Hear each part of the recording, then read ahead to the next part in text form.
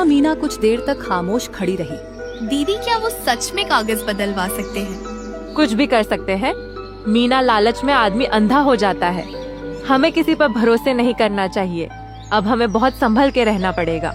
उसी दोपहर दोनों बहनें सरपंच के पास पहुंची। चौपाल में गांव वाले बैठे थे और वहां पहले से ही वीरपाल बैठा हुआ था। सरपंच जी, हम आपके पास न्याय मांगने आए हैं। हमारे चाचा चाची जमीन हड़पना चाहते हैं और शायद पटवारी से मिलकर फर्जी कागज बनवा रहे हैं। हम अनाथ हैं। इसका मतलब यह नहीं कि हम बेबस हैं। हमें अपनी माँ बाबूजी की जमीन किसी हाल में नहीं देनी। कृपया आप हमारी मदद करें। वीरपाल जी, अगर यह सच है तो यह गांव की मर्यादा के खिलाफ है। परिवार के नाम पर ठगी करना यहाँ नहीं चलेगा। सरपंच जी, यह लड़कियां हमें बदनाम कर रही हैं। हम तो बस जमीन की चिंता कर रहे हैं। इन दोनों बच्चियों को क्या पता ये जमीन के बारे में। ये जमीन के बाद तो इनके पिता और मैं ही जानते थे। मेरा भाई तो अब इस दुनिया में नहीं रहा, इसीलिए अब मुझे ही तो सब कुछ देखना पड़ेगा। गांव वालों में फुसफुसाहट होने लगी। हमने इन बच्चियों को बचपन से देखा है। ये झूठ नहीं बोल सकती। वीरपाल के मुंह में राम बगल में छुरी। हम सब समझते हैं इसके बारे में। सरपंच ने इस बात को अगले दिन पंचायत में विस्तार से निकालने की बात की और फैसला अगले दिन देने की बात कही। बहनों की आंखों में पहली बार उम्मीद की चमक थी।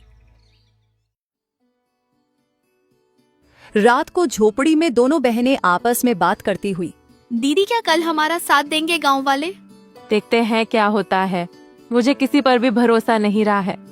आखिर माँ बाबूजी के जाने के बाद मदद ही कहाँ की किसी ने हमारी। हमें बस भगवान पर भरोसा रखना होगा। माँ बाबूजी तो नहीं है, पर उनका आशीर्वाद जरूर है हमारे साथ। आप देखना दीदी, हमारे साथ कुछ बुरा नहीं होगा। रात गहरी हो चली थी। दूर कहीं उल्लू की आवाज गूंजी और हवा में कुछ सिसकियां थीं और उन सिसकियों में मीना की भी सिसकियां शामिल थीं। दोनों बहनों को चिंता की वजह से नींद भी नहीं आ रही थी। दीदी, विश्वास ही नहीं होता है ना कि हम अब अकेले हैं। कभी कभी तो ऐसा लगता है कि बाबूजी अचानक आएंगे और मुझे गले लगा लेंगे। हाँ मीना, मुझे भी उनकी कमी खटकती है, लेकिन तू चिंता मत कर, मैं हूं ना। जब तक मैं जिंदा हूँ तुझे किसी चीज की कमी नहीं होने दूंगी। लेकिन दीदी, जब माँ बाबूजी गए तब सबने कहा था हम हैं तुम्हारे साथ। फिर धीरे धीरे सब दूर होते गए। चाचा चाची तो जैसे बस हमारे हिस्से की जमीन के लिए ही हमारे करीब थे।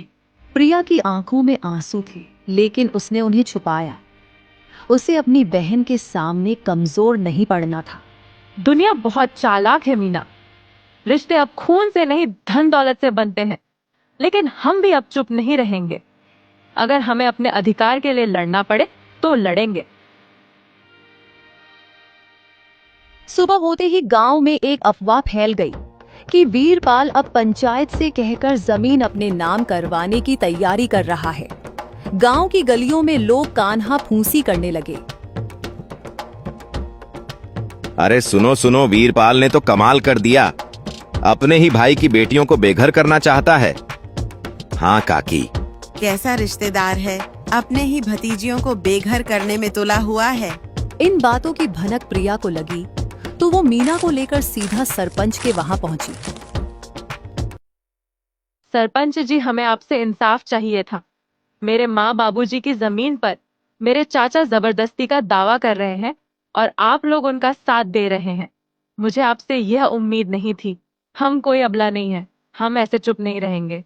सरपंच जी, ऐसे कैसे कोई भी आकर हमारी जमीन हड़प लेगा?